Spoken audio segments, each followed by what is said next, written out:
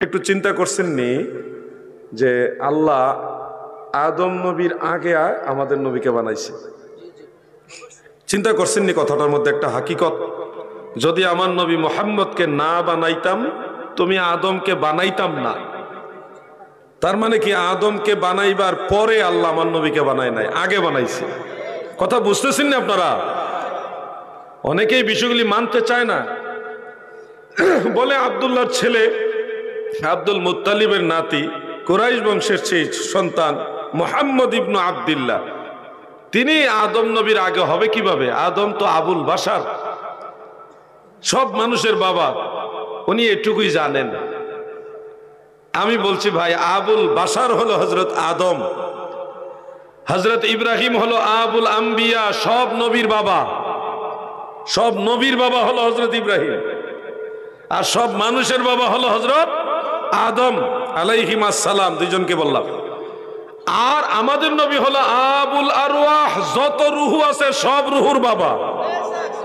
ইব্রাহিম নবীর রুহানি বাবা, আদম নবীর রুহানি বাবা, ঈসা নবীর রুহানি বাবা, সমস্ত মানবতার রুহানি বাবা মুহাম্মদুর রাসূলুল্লাহ সাল্লাল্লাহু আলাইহি ওয়াসাল্লাম।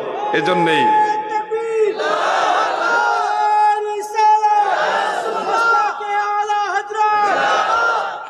এজন্য আশেক বলেন, তোমার জন্যই বানায়াছে আমার আল্লাহ এই সারাটা দুনিয়া গো নবী, নবী তুমি ইমামুল আম্বিয়া, নবী তুমি ইমামুল আম্বিয়া। আমি কিভাবে বুঝাইলে আপনারা বুঝবেন আমি জানি না, তবে আমি এটুকু জানি আমরা অনেক বড় নসিবওয়ালা মানুষ। আল্লাহ আমাদের অনেক আদর কইরা, মায়া কইরা, ভালোবেসে তিনার হাবিবের উম্মত বানাইছেন। এটা আমাদের জন্য অনেক বড় ভাগ্যের ব্যাপার, এইটুকু আমি বুঝি। এটাই তো আমার আনন্দের। আমি যে এটার জন্য আল্লাহর কাছে সেজদায় পড়ে থাকি দিনের পরে দিন, মাসের পরে মাস, সারা জিন্দেগি, তাও আমি শুকরিয়া আদায় করে শেষ করতে পারবো না। কারণ অনেক নবী রাসূল পর্যন্ত আমাদের নবীর উম্মত হইতে চাইছে, আল্লাহ তাদের দরখাস্ত ওই সময়ের জন্য অ্যাকসেপ্ট করে নাই, অন্যভাবে অ্যাকসেপ্ট করছে। নবীদের দরখাস্ত কখন আল্লাহ ফেরত দেয় না। মাদারুজুন নবুয়তের মধ্যে আছে, ওনারা সরাসরি ফিজিক্যালি দুনিয়াতে এসে আমাদের নবীর উম্মত না হলেও, ওয়াইজ আখাযাল্লাহু মিসাকান নাবিয়্যিনা লামা আতাইতুকুম মিন কিতাবিন ওয়া হিকমাতিন সুম্মা জাআকুম রাসূল মুসাদ্দিকুল লিমা মাআকুম, মুসাদ্দিকুল লিমা মাআকুম লা তুমিনুন্না বিহি ওয়া লা তানসুরুন্না, লা তুমিনুন্না বিহি, এই শব্দটার তাফসীর করেছেন শায়েখ আব্দুল হক মুহাদ্দিস দেহলভী রাহমাতুল্লাহ আলাইহি। তিনি বলেন এই আদেশ দ্বারা প্রমাণ হয় সমস্ত নবীরা আমাদের নবীর উম্মতের কাতারে শামিল। সুবহানাল্লাহ। এই জন্য কোন নবীর দরখাস্ত আর বাতিল গেল না, নবীদের দোয়াটাও কাজে লেগে গেল। কোরআনের আয়াত অনুযায়ী ভিন্নভাবে আল্লাহ নবীদের দরখাস্ত কবুল করছেন। হযরতে ঈসা নবীর দরখাস্তটা ফিজিক্যালি আখিরি জামানায় এসে তিনি সরাসরি উম্মতে মুহাম্মাদের কাতারে শামিল হবেন, অন্য কোন নবীকে এইভাবে কবুল করে নাই। আল্লাহ আমাদেরকে বিনা চাওয়ায়, বিনা দরখাস্তে এমন নবীর উম্মত বানাইছে। আপনারা কি বেজার নাকি?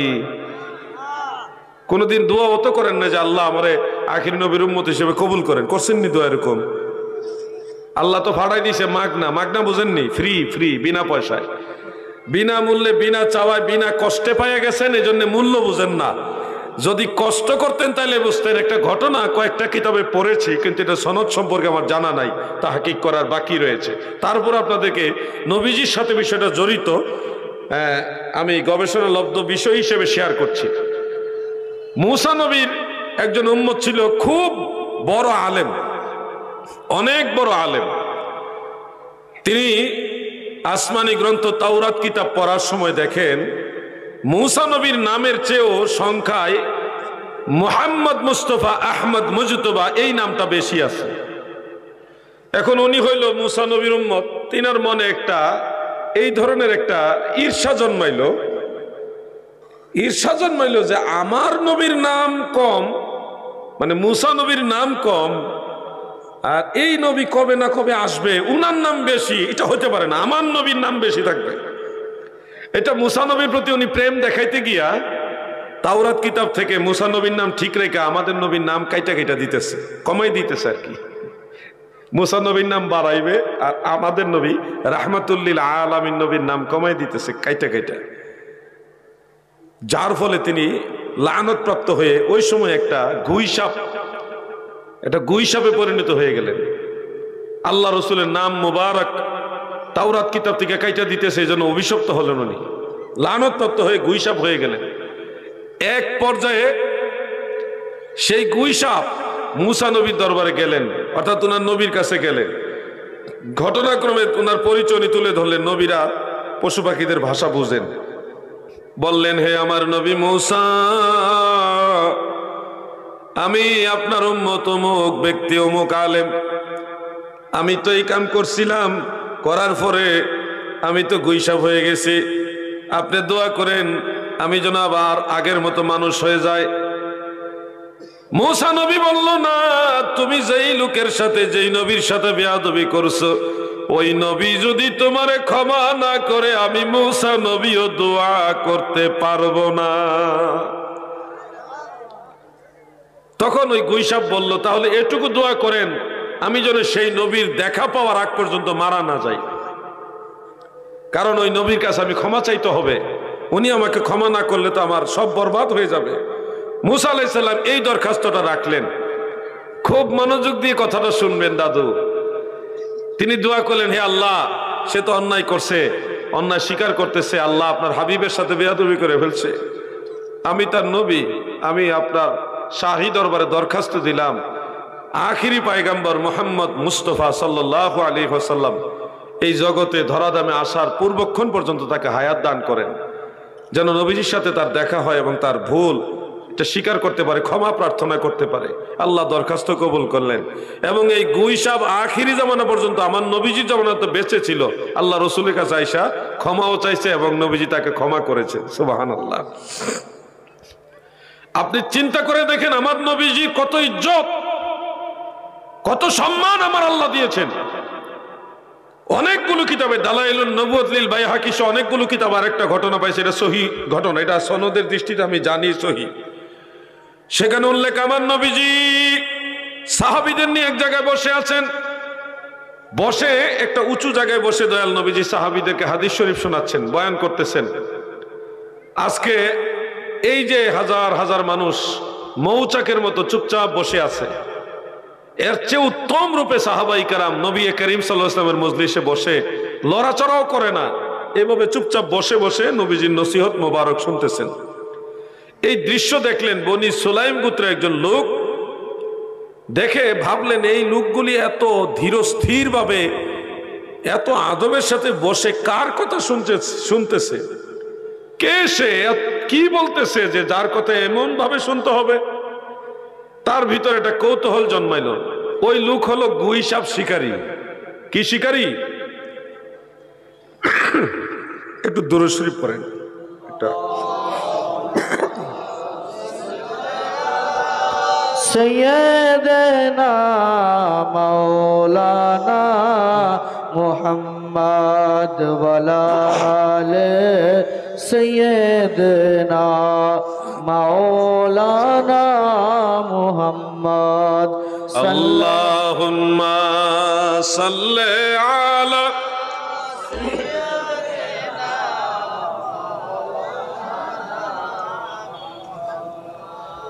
ওয়ালা আলি সাইয়্যিদিনা।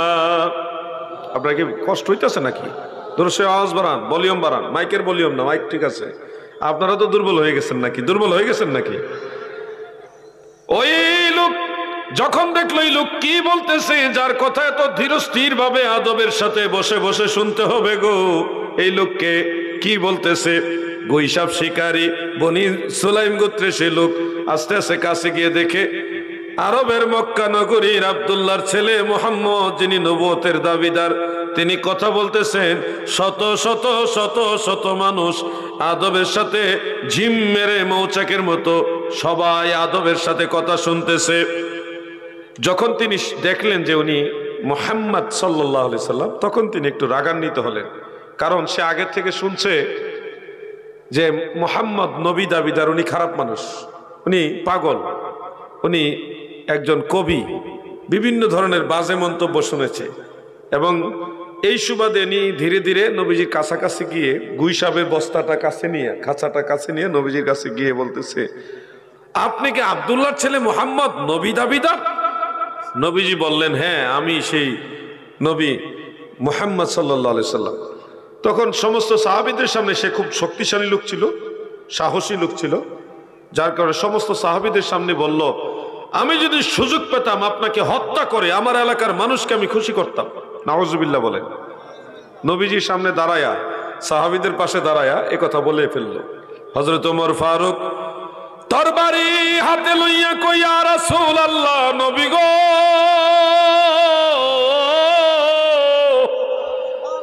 আদেশ দেন আমি তার গর্দান শরীর থেকে আলাদা করে দেই। আল্লাহর নবী বলেন, ওমর, আমাকে এই কারণে পাঠানো হয় নাই যে আমাকে কেউ যদি মারতে চায় আমি তাকে মেরে ফেলবো, আমার সাথে কেউ যদি রাগ করে তাকে আমি হত্যা করবো, এই কারণে আমার আল্লাহ আমাকে পাঠায় নাই, তাকে বলতে দাও। আমার নবীজি ওই লোককে পাল্টা প্রশ্ন করলেন, তুমি কি এগুলি বলবে না ঈমান গ্রহণ করবে? আমি তোমাকে ঈমান গ্রহণ করার জন্য দাওয়াত দিলাম। এই কথা বলার পরপরই ওই গুইসাপ শিকারী তার খাঁচার ভিতর থেকে, বস্তার ভিতর থেকে গুইসাপটা বের করে আল্লাহ রসুলের সামনে ফেলে দিয়ে বলতেছে, আমি তো ওই দিন ঈমান আনবো যেদিন আমার এই গুইসাপ ঈমান আনবে। অর্থাৎ সে বুঝালো যে গুইসাপ যতদিন, গুইসাপ তার ঈমান আনবে না, আমিও কোনোদিন আপনার উপরে ঈমান আনবো না। আল্লাহর নবী বললেন, গুইসাপ যদি আমার উপর ঈমান আনে তুমি কি ঈমান আনবে? সে আরো বললেন, নিশ্চয়, আমি তো সেটা ঘোষণা দিলাম। আল্লাহর হাবিব গুইসাপকে বলে, গুইসাপ রে, তুমি কার ইবাদত করো তুমি বলো। গুইসাপের জবান মানুষের মতো করে আমার আল্লাহ খুলে দিলেন। গুইসাপ বলে, আমি সেই সত্তার ইবাদত করি যিনি কুল মাখলুকাতের মালিক, যার নিয়ন্ত্রণে আসমান জমিন এবং সাগর সব কিছু যার নিয়ন্ত্রণে রয়েছে। গুইসাপ কথা বলতেছে। আল্লাহর হাবিব দয়াল নবীজি বলেন, গুইসাপ তুমি বলো আমি কে? গুইসাপ এবার বলতেছে, আশহাদু আল্লা ইলাহা ইল্লাল্লাহ ওয়া আশহাদু আন্না মুহাম্মাদান আবদুহু ওয়া রাসূলুহু। কালেমা শাহাদাত পড়তেছে। এই দৃশ্য দেখার পরে গুইসাপ যখন কথা বলতেছে, নবীজির নবুয়ত রিসালতে সাক্ষ্য দিতেছে, দেখার পরে আল্লাহ তাআলা ওই ব্যক্তির, বনি সুলাইম গোত্রের গুইসাপ শিকারীকে হেদায়েত দান করলেন। তার ভিতরে পরিবর্তন আসলো যে এই গুইসাপ তো আমার, এটা তার ওনার পালিত কোনো গুইসাপ না যে সে কথা বলবে, এটা তো আমি ধরে আনছি, স্বীকার করে আনছি। গুইসাপ যার কথায় কথা বলে, যাকে নবুয়তের স্বীকৃতি দেয়, যাকে নবী মানে, ইনি যদি নবী না হয় আর নবী হবে কে? আমার মনে হয় ভুল হয়ে গেছে। তিনি সবার সামনে বলেন, ইয়া রাসূলুল্লাহ, আপনি আমাকে ক্ষমা করে দেন আর আমাকে আপনার উম্মতের অন্তর্ভুক্ত করেন, কালিমায়ে পড়া আমাকে পড়ায় দেন। আসেন আমরাও পড়ি, লা ইলাহা ইল্লাল্লাহু মুহাম্মাদুর রাসূলুল্লাহ সাল্লাল্লাহু আলাইহি ওয়াসাল্লাম। তিনি আবার মুসলমান হয়ে গেলেন। নবীজি সাহাবীদেরকে বললেন, ও আমার সাহাবারা, তোমাদের নতুন এক মুসলিম ভাই, সে গরিব মানুষ, গুইসাপ শিকার করেছে, চলতে কষ্ট হয়, তোমরা আল্লাহ তাআলাকে খুশি করার জন্য তাকে কিছু দান করো। আল্লাহকে খুশি করার জন্য তাকে তোমরা কিছু দান করো। সাহাবীরা যখন শুনলেন যে দান করলে আল্লাহ খুশি হবে, আল্লাহর নবী বলেছে, আর কি কোনো কথা আছে? যার পকেটে যা আছে সব খুইলা আল্লাহর হাবিবের সামনে রেখে দিচ্ছে। বলছি, ইয়া রাসূলুল্লাহ, আপনার আদেশে আল্লাহ তাআলাকে রাজি খুশি করার জন্য আমার এই মুসলিম ভাইকে দান করলাম। একেবারে টাকার স্তূপ পড়ে গেছে, ওই স্বর্ণ মুদ্রা, রৌপ্য মুদ্রা, আরবের যে মুদ্রা, এগুলির একটা স্তূপ পড়ে গেছে। সর্বশেষ হযরত আব্দুর রহমান ইবনে আউফ রাদিয়াল্লাহু আনহু বলতেছে, ইয়া রাসূলুল্লাহ, আমার একটা ঘোড়া আছে, ঘোড়াটা এই রঙের, ঘাড়ের পশম এরকম, পায়ের পশম এরকম, পিঠের পশম এরকম। একটা বর্ণনা দিয়ে বললেন, এই ঘোড়াটা এই ইরানের মানে পারস্যের ঘোড়ার চেয়ে একটু ছোট, আরবের ঘোড়ার চেয়ে একটু বড়। ওগো নবীজি, আল্লাহকে রাজি খুশি করার জন্য আমার এই মুসলিম ভাইকে ঘোড়াটাও আমি দান, এই উটটাও আমি দান করে দিতে চাই। সুবহানাল্লাহ বলেন। সেটা উট ছিল, ঘোড়া নয়।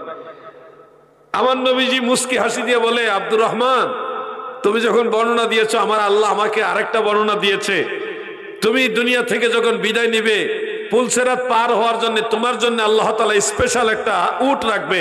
সেই উটের ঘাড়ের পশমগুলি হবে হলুদ, পায়ের পশমগুলো হবে সবুজ। এইভাবে নবীজি উটের প্রত্যেকটা অঙ্গ প্রত্যঙ্গের ব্যাখ্যা দিয়ে বলতেছে, এই উট তোমার জন্য আল্লাহ তাআলা রেখেছেন, এবং হাসর ময়দানে পুলসেরাতের পুল এই উটের উপরে সাওয়ারি বানায়া বিজলির গতিতে আল্লাহ তোমাকে পার করাবে।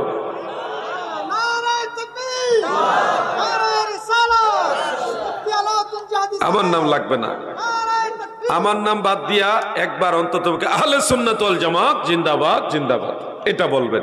আমি এটা তাকবীর দিব, আপনাদের নিয়ে দিব। সবাই মুখটা খুলেন, ক্লিয়ার করেন, খুলেন, ক্লিয়ার করেন, গলা ক্লিয়ার করেন। নারায়ে তাকবীর। অনেকে বলছে কিন্তু ওইভাবে বলে নাই। আমার মনে হয় আর একটু ভলিউম বাড়বে। সবাই রেডি হন, গলা ক্লিয়ার করেন। নারায়ে তাকবীর, নারায়ে রিসালাত, আহলে সুন্নাত ওয়াল জামাত, মাসলাকে আলা হযরত। এই চারটা স্লোগান অন্তত একসাথে করে দিবেন, এরপরে পারলে আরো বাড়াইবেন।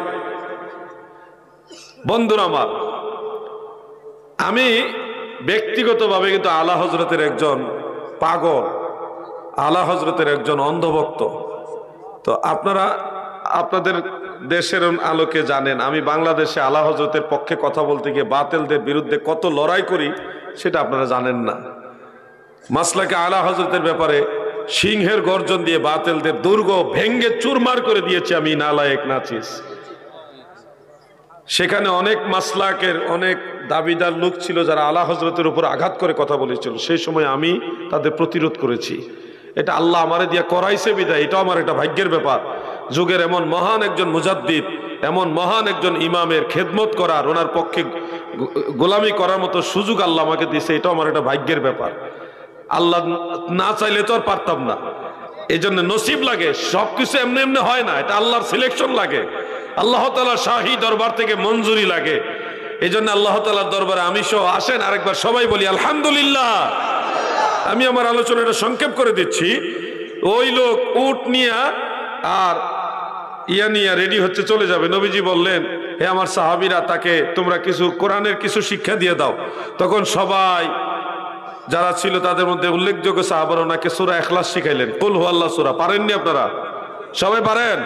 তাহলে আমার সাথে পড়েন, কুল হুয়াল্লাহু আহাদ আল্লাহুস সামাদ লাম ইয়ালিদ ওয়া লাম ইউলাদ ওয়া লাম ইয়াকুল লাহু কুফুয়ান আহাদ। পড়ছেননি সবাই? আরেকবার পড়েন, কুল হুয়াল্লাহু আহাদ আল্লাহুস সামাদ লাম ইয়ালিদ ওয়া লাম ইউলাদ ওয়া লাম ইয়াকুল লাহু কুফুয়ান আহাদ। পড়ছেন সবাই? নিশ্চিত পড়ছেন নি সবাই? আরেকবার পড়েন, কুল হুয়াল্লাহু আহাদ আল্লাহুস সামাদ লাম ইয়ালিদ ওয়া লাম ইউলাদ ওয়া লাম ইয়াকুল লাহু কুফুয়ান আহাদ। তিনবার পড়াইছি কেন এখন শুনেন। সাহাবায়ে কেরাম ওই নতুন মুসলমান বনি সুলাইম গোত্রের গুইসাব শিকারী নৌ মুসলিম সাহাবীকে সূরা ইখলাস শিখাইলেন। আমার নবীজি বলেন, সাহাবী রে, তুমি যে সূরাটা শিখেছো এটা যদি একবার তেলাওয়াত করো কোরআনুল কারীমের 1/3 তেলাওয়াতের সমান সওয়াব হবে। দুইবার তেলাওয়াত করলে 2/3 তেলাওয়াতের সমান সওয়াব হবে। যদি তিনবার তেলাওয়াত করো, আল্লাহর নবী বলেন, সূরা ইখলাস কুল হুয়াল্লাহ সূরা যদি তিনবার কেউ তেলাওয়াত করে সম্পূর্ণ কোরআন তেলাওয়াতের সমান সওয়াব আমার আল্লাহ দান করে দিবে। কষ্ট করে যারা আমি গুনাহগারের সাথে তিনবার সূরা ইখলাস পড়েছেন তাদের আমল নামায় 1 খতম কোরআন তেলাওয়াতের সমান সওয়াব চলে এসেছে। বাইচান্স যারা অবহেলার কারণে একবার পড়েন নাই, আরেকবার আমরা সবাই মিলে পড়ি। পড়েন নাই আপনারা একটা এক খতম ফিলাপ হবে, আমাদেরটা এক্সট্রা হবে। কুল হুয়াল্লাহু আহাদ আল্লাহুস সামাদ লাম ইয়ালিদ ওয়া লাম ইউলাদ ওয়া লাম ইয়াকুল লাহু কুফুয়ান আহাদ। এই সূরাটা তেলাওয়াত করবেন এমনি এমনি বসে, সকালবেলায়, সন্ধ্যাবেলায়, ফজরের পরে, মাগরিবের পরে 5 ওয়াক্ত নামাজ পড়বেন। নামাজের আগে পরে কিছু ওজিফা আমল আছে, এগুলি করবেন। আমাদের 2টা কাজই করতে হবে, আমল এটাও করতে হবে, ইমানের ব্যাপারটাও সবচেয়ে বেশি গুরুত্ব দিতে হবে। ইন্নাল্লাযীনা আমানু ওয়া আমিলুস সলিহাতি লাহুম জান্নাতুন তাজরি মিন তাহতিহাল আনহার। ইমানও আনতে হবে, ইমানের সাথে নেক আমলও করতে হবে। ওই নতুন সাহাবী সূরা ইখলাস শিখলেন, এবার উটের উপরে টাকার বস্তা নিয়ে যাইতেছে। যাইতে যেতে বনি সুলাইম গোত্রে গিয়ে দেখে প্রায় 1000 মানুষ। কয় হাজার? আপনারা ঘুমাই গেছে? না না না, লক্ষণ ভালো না তো, ঘুমাই গেছেন মনে আপনারা। কয় হাজার? এবার ঠিক আছে, মনে হয় ঘুমটা ভাঙছে। হঠাৎ করে ঘুমাই গেছিল, একটু সেমি ঘুম হয়েছিল আর কি। ঘুমাই গেছিলেন নি? যুবক ভাইরা তোমরা কি আসো? আসো, আচ্ছা, এই তো ঠিক আছে। উনি গিয়ে দেখে প্রায় 1000 মানুষ বিশাল বড় বড় তরবারি, বল্লভ, অস্ত্র শস্ত্র নিয়ে লাইন ধরে দাঁড়াইছে। সেনাবাহিনীর কায়দায়, আর্মির কায়দায় সবাই দাঁড়াইছে। উনি উট দিয়া, এই বিশাল সুন্দর উট নিয়ে, টাকার বস্তা নিয়ে, স্বর্ণ মুদ্রা, রৌপ্য মুদ্রা নিয়ে যাইতেছে আর বলতেছে, তোমরা কোথায় যাচ্ছ রে? কোথায় জিহাদ হবে? কোথায় যুদ্ধ হবে? তখন তাদের ওই টিম লিডার বলতেছে, কেন, তুমি কোথায় ছিলে? তোমাকে খুঁজতেছি, তুমি তো আমাদের মধ্যে সর্বাপেক্ষা জ্ঞানী এবং সুদর্শন, শক্তিশালী, সুঠাম দেহধারী, তোমার জন্য অপেক্ষা করছি। আচ্ছা বুঝলাম, অপেক্ষা করছো, কোথায় যাচ্ছ? টিস্যু আছে নাকি? না, পরেন পরেন, মহব্বতে পরেন, টিস্যু নাই।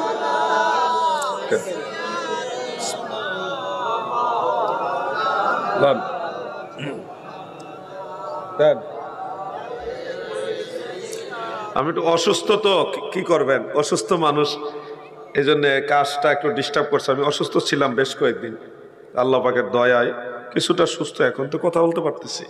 আগে আরো বেশি খারাপ ছিল, আলহামদুলিল্লাহ যে কিছুটা সুস্থতার মধ্যে আসছি। আপনারা আবার বিরক্ত হয়েন না। দাদু ভাই আমার, ওই লোক বলতেছে, তোমরা কেন অস্ত্র শস্ত্র নিয়ে রেডি হইছো? যে রেডি হয়েছে, নতুন নবী দাবি করেছে মুহাম্মদ, তাকে এবং তার দলবলকে চিরতরে নিপাত করে দেওয়ার জন্য, ধ্বংস করে দেওয়ার জন্য আমরা যুদ্ধ করতে যাচ্ছি। উনি কয়, কি কও তোমরা? আমি তো এইমাত্র মুসলমান হয়ে আসলাম। বাহিনীর সবাই বলতেছে, কি বলো তুমি? আমাদের মধ্যে সবচেয়ে বেশি জ্ঞানী, সবচেয়ে শক্তিশালী, সুদর্শন, তুমি মুসলমান হয়ে গেলে? আমরা যাচ্ছি ওনার সাথে যুদ্ধ করতে, তুমি গিয়ে মুসলমান হয়ে আসছো, ঘটনা কি? আমি এমনি এমনি মুসলমান হয়নি, আমি গুইসাপ ধরছি, ওখানে গেছি, ওনার কথা শুনে ভালো লাগছে, তারপর আমি বলছি আপনাকে হত্যা করে আমার এলাকার মানুষকে খুশি করব। উনি এরপর আমার সাথে রাগারাগি করে না। এরপর আমি বলছি, আমার এই গুইসাপ আপনার উপর ঈমান আনলে আমি ঈমান আনবো। পরে গুইসাপে মানুষের মতো কথা বলে বলতেছে উনি আল্লাহর নবী। গুইসাপ কি মিথ্যা কথা বলে? তোমরা বলো। না না, গুইসাপ তো আর মিথ্যা কথা বলবে কেন? সে তো কথা বলতে পারার কথা না। আল্লাহর নবীরা বললেই তো পশু পাখিরা কথা বলে। এই গুইসাপে কালেমা পড়া শুরু করছে, আমার কোন উপায় আছে? তাই নাকি? তুমি কি সত্য বলছো? আমি অবশ্যই সত্য বলেছি। এই মাত্র এই দেখো, আমাকে 1 বস্তা টাকা দিয়ে দিছে তারা। টাকার ব্যাগ দেখে তারা কত ভালো মানুষ। আমি গেলাম তাকে হত্যা করতে, তারা আমাকে মুসলমান তো হওয়ার পরে কোনো অন্যায় আচরণ না করে আমাকে বস্তায় বস্তা টাকা দিয়ে বলতেছে, এগুলি আপনি নেন, আপনি আমাদের ভাই। আবার এই উট দেখছো, সুদর্শন বিশাল উট, বিশাল দেহি উট, এটা আমাকে তারা দান করেছে। এই দৃশ্য দেখে 1000 যোদ্ধা কয়ে, যুদ্ধ করা লাগতো না, এটি ভালা সব ভালায় ল, আগে যাই, তাড়াতাড়ি করে নবীর কাছে যাই। যেই নবীর কথায় গুইসাপে কথা বলে, উনি সত্যি সত্যি নবী, উনি ভেজাল নবী না, উনি সঠিক নবী। ভেজাল করবা না, তাহলে ধ্বংস হয়ে যাইবা। আখিরাত বিশ্বাস না করলে তোমরা না করতে পারো, আমি চাই। একজন একজন করে সবাই রাজি, চলো অস্ত্র শস্ত্র ভালায় সবাই আল্লাহর নবীর কদমে যায়। কেউ হাতে চুমা খায়, কেউ কদম মুবারকে চুমা খায়। নবীজির কদম বসি, হস্ত বসি, মানে নবীজিকে চুম্বনের উপরে রাখছে। এরপরে নবীজির কাছে তারা সবাই দলে বলে মুসলমান হয়ে বলে, ইয়া রাসূলুল্লাহ, আমরা মুসলমান হইলাম, আমরা অনেক যুদ্ধে পারদর্শী, আমাদের সাথে যুদ্ধ করে কেউ পারে না, আমরা সুঠাম দেহধারী, ইয়া রাসূলুল্লাহ মুসলিম হইলাম, আপনি বলুন আমরা এখন কি করব? আল্লাহর নবী বললেন, তোমাদের আজ থেকে আমার খালেদ বিন ওয়ালিদের সাথে থাকার আদেশ দিলাম। যত যুদ্ধ অভিযান হবে খালেদ বিন ওয়ালিদের সাথে তোমরাই যুদ্ধ করবা। সুবহানাল্লাহ। এই হইল গুইসাবের পুরো ইতিহাসটা। গুইসাবের ইতিহাসটা আমার নবীজির ইজ্জতের সাথে জড়িত বিধায় আমি নিয়ে আসলাম। এবার আমি আমার কথাটা শেষ করছি, আর আশা করতেছি 5 থেকে 7 মিনিটের মধ্যে আমি আলোচনা শেষ করে দিব। তো এর মাঝে আপনাদের খেদমতে একটা কথা, আপনাদের সমীপে একটা আর্জি রাখি। আমি মেহমান মানুষ, আমার ভাই মাওলানা শরীফুল ইসলাম সাহেব তিনি আমাকে বললেন, ভাইজান এই বিশাল আয়োজন, অনেক ঝামেলা হয়ে গেছে, অনেক খরচ করতে হয়েছে, তো সামান্য একটু ঘাটতি আছে। আপনারা যদি আল্লাহকে রাজি এবং খুশি করার নিয়তে, দয়াল নবীর ভালোবাসা নিয়ে, যার যার তৌফিক অনুযায়ী আমার ভাই শরীফুল ইসলাম সাহেব সহ মাহফিল কমিটিকে একটু সহযোগিতা করতেন। আমি বিদেশি মানুষ, আমি মুসাফির হালতে আছে, আপনাদের জন্য দোয়া করব। আমার ছাত্র ভাইরা যাবে, কিছু ভাইরা যান, বা ওখান থেকে যারা পরিচিত লোক আছেন আপনারা উঠে সবার কাছে যান। আমার মা বোনেরা যারা আছেন আপনারাও কালেকশন করেন, একটু সবাই পকেটে হাত দেন, যার যার টাকার ব্যাগে হাত দেন, দিয়ে কিছু একটু সহযোগিতা করেন। এই মাহফিলের উপস্থিত, মানে আমি কোনো কষ্ট দেওয়ার দেবো না, 2-4 মিনিটের মধ্যে এটা শেষ হবে। আর আমার আলোচনা আলহামদুলিল্লাহ, আমি আপনারা দেন, কয়েকজন যান না, উঠে যান না, এখান থেকে পরিচিত যারা আছে 2 জন উঠে। ছাত্র ভাইরা কোথায়? এখানে কি? ওয়ালাইকুম আসসালাম। জি, আমার বাড়ি লালবাগ। হ্যাঁ, আমার আব্বা মারা গেছে 6 মাস হলো।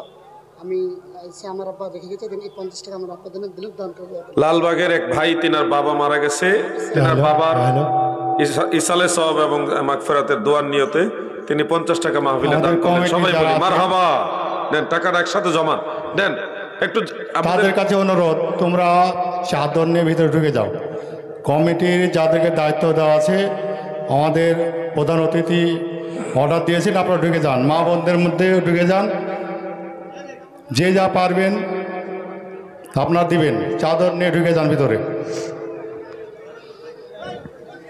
যান, সবাই সবার কাছে যান এবং সবাই বিসমিল্লাহ বলে একটা নেক নিয়ত করে আল্লাহ এবং আল্লাহ রাসূলকে রাজি খুশির জন্য শরীক থাকেন। এরপর আমরা আলোচনা আবার ধারাবাহিক চালিয়ে যাব ইনশাআল্লাহ। একটু জিকির করি, লা ইলাহা ইল্লাল্লাহ, লা ইলাহা ইল্লাল্লাহ। ওই মাইকটা অফ রাখেন। লা ইলাহা ইল্লাল্লাহ, লা ইলাহা ইল্লাল্লাহ, লা ইলাহা ইল্লাল্লাহ, লা ইলাহা ইল্লাল্লাহ। পড়ুন, লা ইলাহা। এটা কি প্রশ্ন নিব না, না ইন্তজামি কমিটির এজাজত ছাড়া প্রশ্ন নেওয়া হবে না। লা ইলাহা ইল্লাল্লাহ, লা ইলাহা। এই কালেমা যে পড়বে তার অন্ধ কলব না রইবে, নূরেতে নূর বয়ে যাবে, নূর মুহাম্মদ সাল্লাল্লাহু লা ইলাহা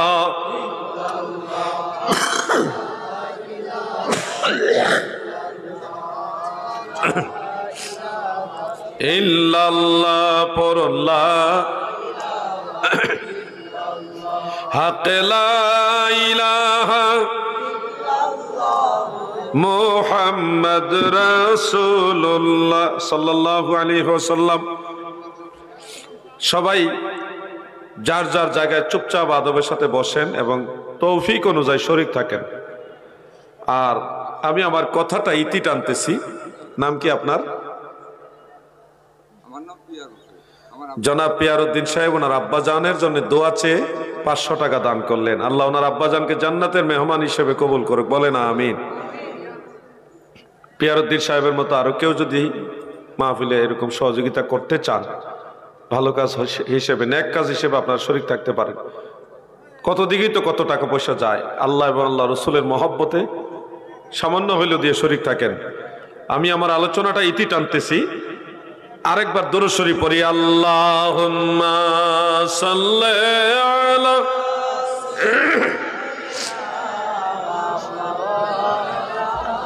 মুহাম্মাদ ওয়া আলা আলি সাইয়্যিদিনা।